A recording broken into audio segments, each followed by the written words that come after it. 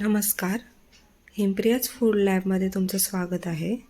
आज आपण बनवत आहोत छोले पनीर. त्यासाठी तुम्हाला कुठून बाहेरून कोणते मसाले वगैरे आणायची गरज नाही आहे. घरातच मसाले जे अवेलेबल आहेत त्यातच आपण बनवणार आहोत. रात्रभर भिजवलेले 1 कप चणे ते भिजवून आपल्याला दोन कप झालेले आहेत. त्यात आपण दालचिनी, तेजपत्ता आणि थोडंसं चवीनुसार मीठ आणि मसाला वेलची असते ती घातलेली आहे.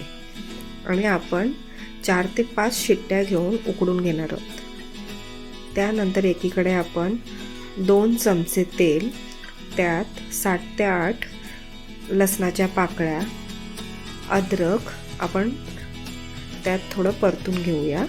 आणि मग 3 लांब उभे चिरलेले कांदे,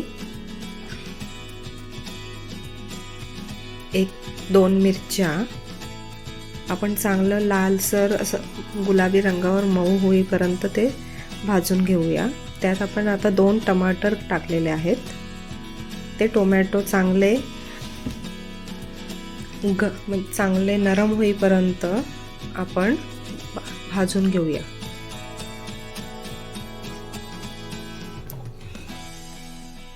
हे मिश्रण थंड झाल्यानंतर आपण मिक्सरमध्ये त्याची बारीक पेस्ट करून घेऊया.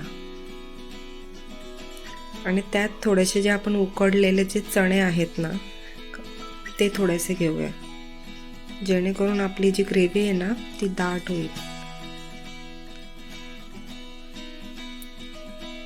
आपलं वाटण तयार झालेलं आहे. आता आपण जे चण्यांमध्ये उकडताना तेजपत्ते, मोठी वेलची, दालचिनी टाकलेले ते काढून घेऊया. एकीकडे 4 टेबलस्पून तेल गरम करत ठेवलेलं मी. त्यात आता 1 तेजपत्ता, जिरं, दालचिनी, वेलची, काळी मिरी आणि लवंग. आता जिरे मसाले आपले ते सगळे खडे मसाले तडतडलेले आहेत. चांगलं जिरं तडतडलेलं आहे. त्यात आपण जी पेस्ट बनवलेली ती टाकून घेऊया आणि चांगलं परतून घेऊया.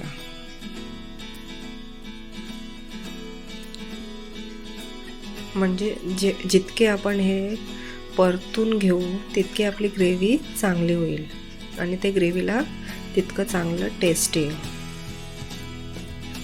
चांगलं तेल सुटेपर्यंत 7 ते 8 मिनटं चांगलं परतून घेऊया.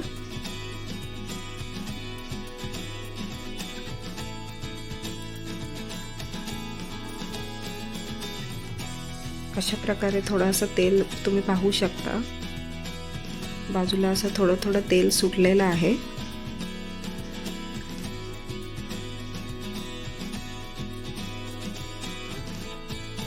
आता तेल सुटल्यानंतर आपण आता त्यात टाकूया थोडंसं सुकं खोबरं. भाजून घेतलेलं सुकं खोबऱ्याचं वाटण मी केलेलं आहे ते टाकलंय मी. ते परतून घेतल्यानंतर त्यात आपण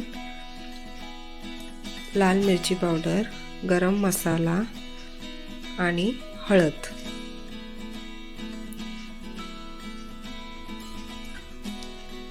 धणे पावडर चांगलं परतून घेऊया. ह्यात मी थोडीशी कस्तुरी मेथी सुद्धा वापरली आहे. ते शूट झालेलं नाहीये.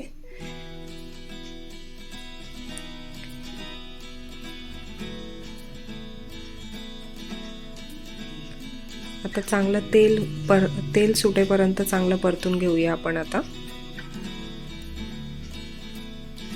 जितके मसाले चांगले भाजले जातील, परतले जातील, तितकी आपली भाजी टेस्ट चांगली येईल.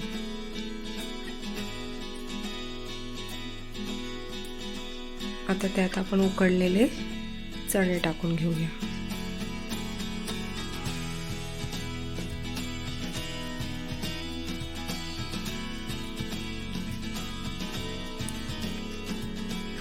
चांगलं मिक्स करून घेऊया.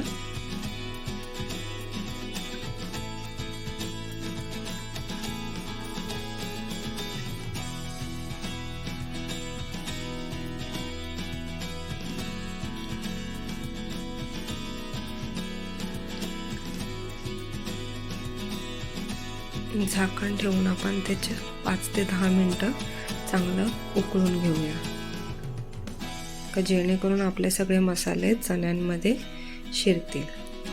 चवीनुसार मीठ टाकून घेऊया, पण एवढं लक्षात ठेवा आपण चणे उकडताना सुद्धा मीठ टाकलेलं होतं, म्हणून आता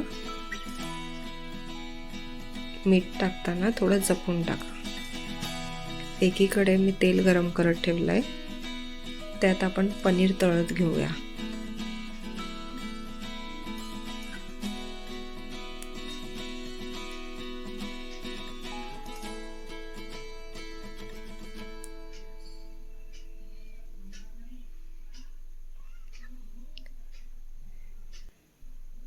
तुम्हाला जर पनीर तळून नसेल घ्यायचं तर तुम्ही तसं सुद्धा घेऊ शकता. मी आता पनीर तळून घेते, थोडंसं गोल्डन होईपर्यंत, फक्त जास्त नाही, थोडंसंच.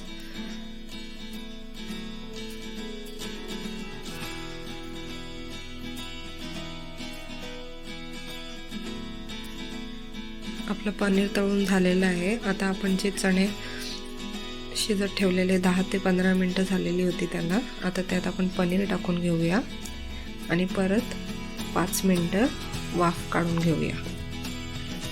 आता आपली भाजी तयार झालेली आहे. त्यात आपण कोथिंबीर टाकून घेतोय, चांगलं परतून घेऊया आणि आपली भाजी तयार आहे.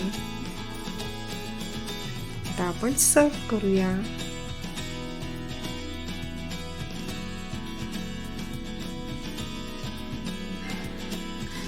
पहा किती सुंदर दिसते.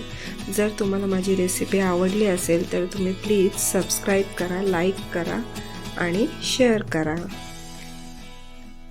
आणि तुम्ही करून सुद्धा पहा आणि मला कमेंटमध्ये सांगा कशी झालेली भाजी. आणि माझी रेसिपी पाहिल्याबद्दल थँक्यू.